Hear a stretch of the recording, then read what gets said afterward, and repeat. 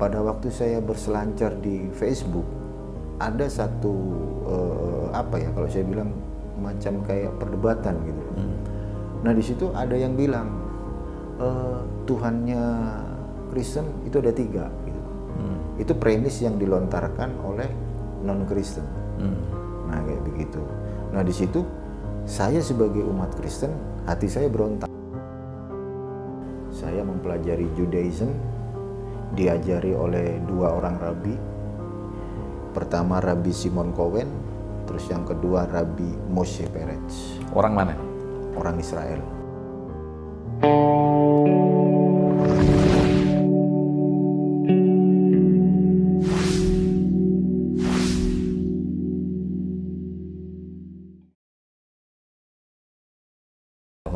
Assalamualaikum warahmatullahi wabarakatuh. Apa kabar sahabat Hidayatullah TV yang insya Allah dimuliakan Allah? Jumpa kembali dengan kami. Kali ini saya ada di sebuah kampung di Surabaya, dekat Suramadu ini ya. Iya. Ya, sekarang sedang bersama dengan Mas Umar Al-Farisi. Menarik beliau itu karena pernah menjadi penganut Kristiani, lalu pindah ke, saya menyebutnya Yahudi gitu ya beliau, ya, Pak. Walaupun ada pembedaan ya antara Yahudi dengan Judaisme ini. Yahudi kita ya. Dan lalu terakhir, dan mudah-mudahan ini terakhir, menjadi seorang Muslim. Gitu. Apa kabar Mas Umar? Alhamdulillah baik. Baik, insyaallah. Sehat semua ya, keluarga sehat. Alhamdulillah bikhoir, semua sehat. Masya Allah. Kehidupan keberagamaannya kayak ketika masih Kristiani seperti apa, Mas? Ya, seperti layaknya saya dulu sebagai jemaat Kristen, sama halnya dengan rata-rata sama dengan mereka, kayak ada ibadah, ya kita ikut ibadah kayak rutinitas gitu, Pak. Artinya begini, saya kecil saya ikut di persekutuan anak, terus besar di persekutuan taruna, habis gitu katekisasi, habis gitu pelayanan di pemuda, terus ikut-ikut kayak dalam tanda kutip bantuan sosial seperti yang diadakan di gereja-gereja. Nah, ya intinya ya itu tadi, dalam tanda kutip dalam konteks sosial aja gitu. Itu yang untuk sesama manusia. Terus kalau untuk yang dari sisi teologis, ya setiap hari ya kita cuma diajarkan bagaimana kita berbuat baik kepada sesama, terus kita mengimani bahwa Yesus itu adalah Tuhan Allah dan Juru Selamat. Terus kita juga diajarkan bagaimana kita saling mengasihi antar sesama, kasih, sukacita, damai sejahtera, second blessing. Nah seperti itu. Jadi cuma dalam tanda kutip standar gitu. Pada waktu saya berselancar di Facebook, ada satu kalau saya bilang macam kayak perdebatan gitu. Nah di situ ada yang bilang Tuhannya Kristen itu ada 3 gitu. Itu premis yang dilontarkan oleh non Kristen. Nah kayak begitu. Nah di situ saya sebagai umat Kristen, hati saya berontak gitu. Kenapa saya berontak? Karena dulu saya diajarkan sama pendeta bahwa Tuhan kita satu. Nah terus tiba-tiba mendengar satu narasi bahwa Tuhannya umat Kristen 3, dan itu membuat membuat mindset saya untuk berpikir dan ada kemauan untuk belajar. Bener nggak sih Tuhan saya itu 3 pribadi atau 1 pribadi? Nah dari situ saya mulai belajar. Semua baru saya paham ternyata Trinitas itu adalah ajaran yang dilakukan oleh bapak-bapak gereja dalam mengeksegesis bagaimana hakikat Allah. Jadi Allah yang satu dengan 3 pribadi yang dikenal sebagai Allah Bapa, Allah Putra, dan Allah Roh Kudus. Itu ada skema teologinya, ada Pak. Itu istilahnya kalau di dunia teolog bisa dikenal sebagai scutum fide, gitu loh. Jadi ada perisai Trinitas supaya kita bisa mudah untuk memahami. Namun ketika saya melihat perisai Trinitas tersebut muncul dalam mindset saya yang saya keluarkan dari point of view saya. Kalau saya ngelihat narasi yang ada dalam Old Testament, dalam Perjanjian Lama, di sana ada tertulis bahwa Tuhan Allah Israel itu satu. Kalau dalam bahasa Ibrani, ulangan itu kan devarim dalam bahasa Ibrani. Devarim 6 ayat 4, Shema Yisrael, Hashem Elokeinu, Hashem Echad. Echad itu satu. Terus ketika saya melihat New Testament atau Perjanjian Baru, di dalam Markus 12 ayat 29, di sana dikatakan dalam bahasa Ibrani, karena kita tahu Yesus itu kan dia orang Jewish, Pak. Dia punya nama asli Yesua. Nah, Yesus sendiri mengajarkan, saya kutip dalam bahasa Ibrani, karena Yesus seorang Jewish, maka mau nggak mau kita harus tahu apa yang dikatakan Yesus itu dalam perspektif Jewish gitu. Di dalam Markus 12 ayat 29, di dalam bahasa Ibrani di sana dikatakan Fayaan oto Yesua Harisona Lechol Hamitzvot Shema Yisrael Hashem Elokeinu Hashem Echad. Lagi-lagi Hashem yang dalam tanda kutip itu adalah Tuhan Allah Israel itu satu.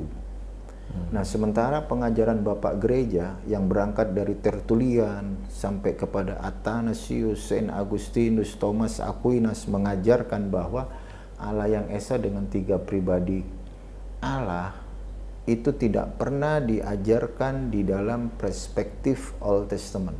Dalam perjanjian. Di dalam perjanjian lama. Aja, ya? Kan Bible itu kan ada 2. Ya. Ada perjanjian lama, ada perjanjian baru. Nah, itu tidak pernah diajarkan oleh para nabi gitu loh. Nah, dari situ saya mulai mengerti, kenapa kalangan non-Kristen ketika dalam tanda kutip berdialog selalu bernarasi bahwa Tuhannya umat Kristen itu 3. Ternyata mereka mengambil dari situ. Karena adanya 3 pribadi yang dikenal sebagai Allah Bapa, Allah Putra, Allah Roh Kudus. Nah, di situ. Dan saya juga berpikir, iya ya, kalau memang Tuhan Allah itu Esa, di dalam PL dan di dalam PB nggak pernah ada narasi Allah Bapa, Allah Putra, Allah Anak. Itu nggak ada. Terus dari mana itu kan gitu, Pak? Dan akhirnya saya keluar dari Trinitas, dari doktrin itu, tapi saya masih Kristen. Tapi Kristen saya basicnya Hebraic roots. Jadi saya masuk ke Mesianik. Salah satu aliran itu ya? Salah satu aliran, yaitu kalau dikenal sekarang itu Messianic Jewish atau Messianic Judaism, tetapi masih Kristen, tetapi lebih condong ke Hebraic roots, ke akar Ibrani. Nah, di Messianic tidak mempercayai Trinitas, tetapi kita masih memakai yang namanya PL dan PB, tetapi dalam mindset Hebrew. Nah, di situ saya mempelajari, di mana dulu di situ gurunya itu adalah Ishak Safira dan juga Italki, mengajarkan konsep-konsep Yesua di dalam pola pikir Hebrew. Dan yang membuat saya bimbang di situ, kan Yesua atau Yesus yang di PB itu kan digambarkan sebagai seorang Melech HaMashiach atau Raja Mesias. Nah, sementara Raja Mesias itu dari klan Yehudi, dari klan Yehuda, dari suku Yehuda. Makanya dikenal sebagai Masiah ben David. Sementara dalam perspektif Judaism, konsep Masiah itu ada 2, Pak. Ada Masiah ben Yosef, ada Masiah ben David. Kalau Masiah ben Yosef itu dari klan Efraim. Kalau Masiah ben David itu dari klan Yehuda.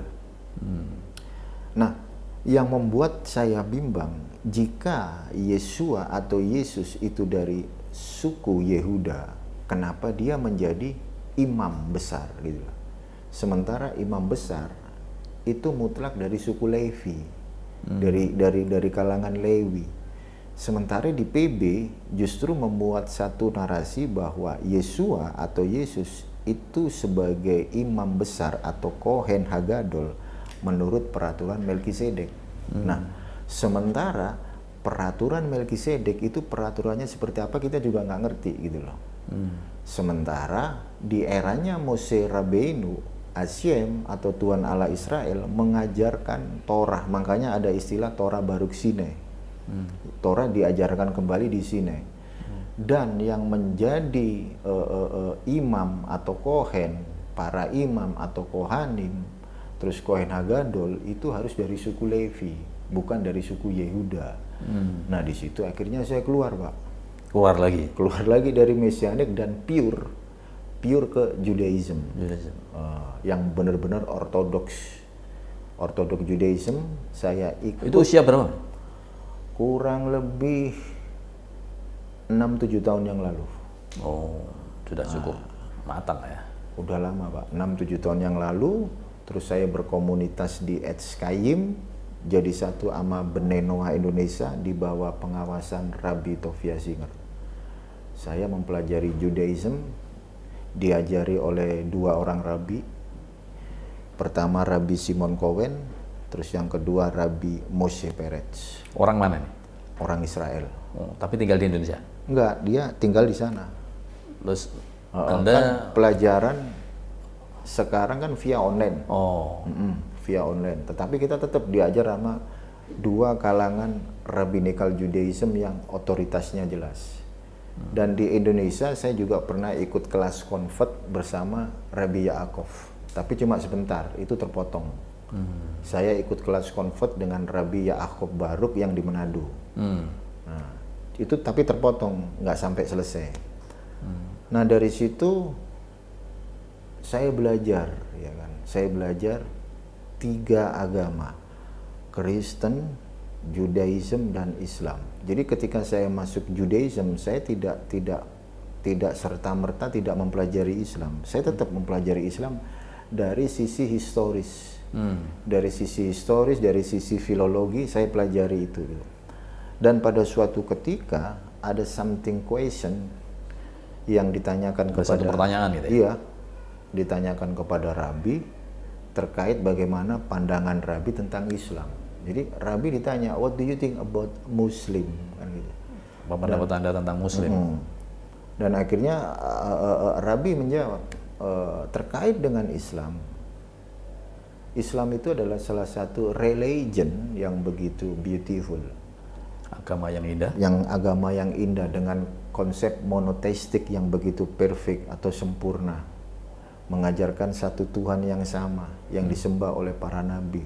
Dan Islam itu berhak atas yang namanya olam haba.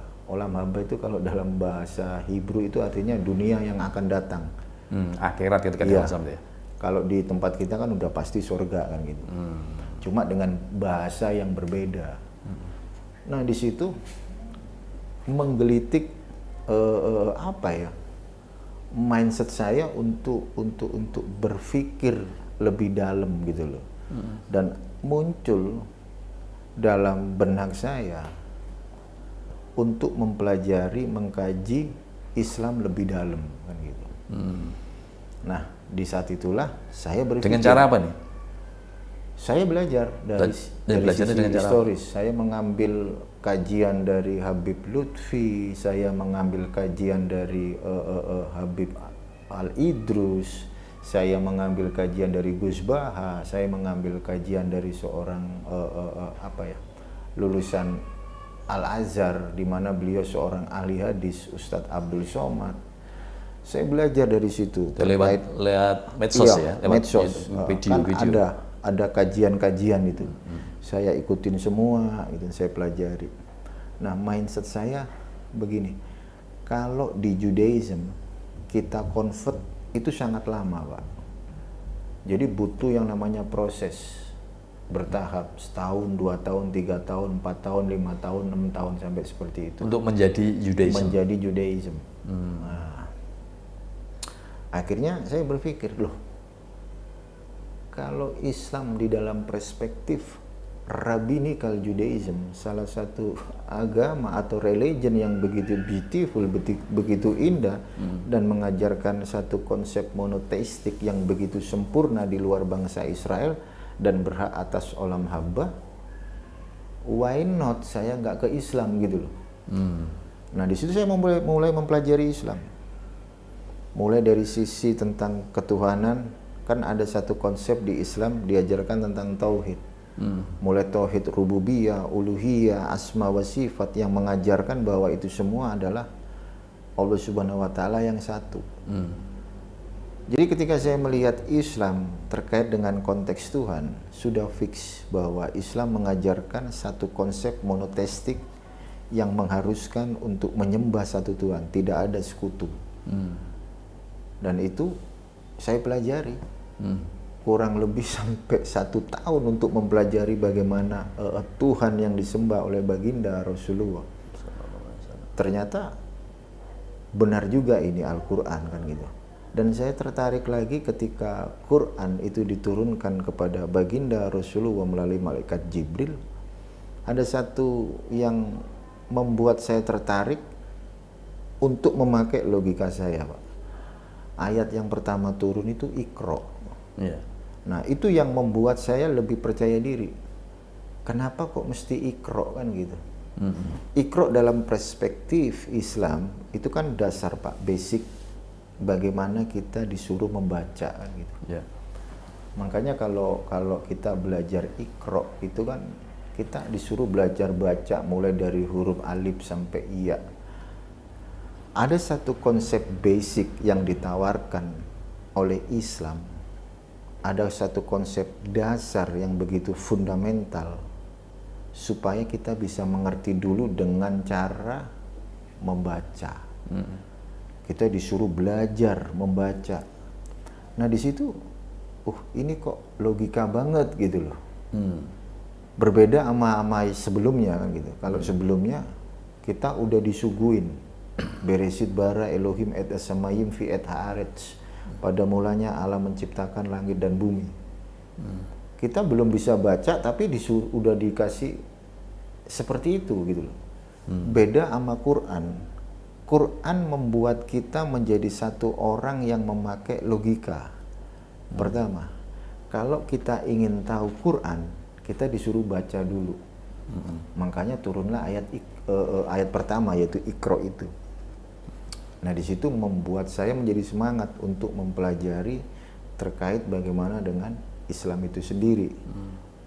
Terus saya coba cari referensi terkait dengan baginda Rasulullah di dalam perspektif Judaism. Di dalam perspektif Judaism, kalangan Bani Israel, kalangan Judaism tidak bisa menerima kenabian baginda Rasulullah disebabkan karena baginda Rasulullah bukan Bani Israel. Itu sebabnya mereka tidak bisa menerima kenabian baginda Rasulullah di dalam mindset mereka. Sementara di dalam literatur mereka, baginda Rasulullah itu dinarasikan dalam tanda kutip ada kode etik menyebut baginda Rasulullah sebagai Yismail.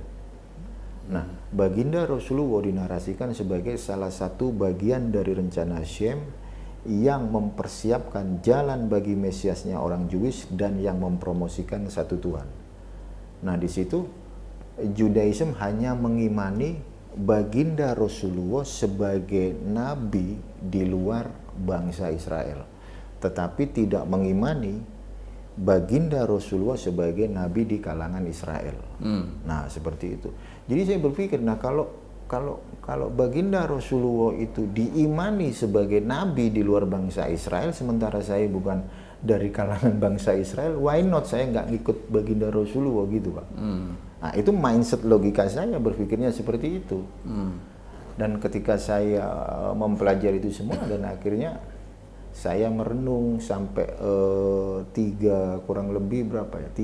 3 sampai 5 tahun. Saya merenung dan saya mengambil satu keputusan final, mau nggak mau, suka tidak suka, saya harus ke Islam.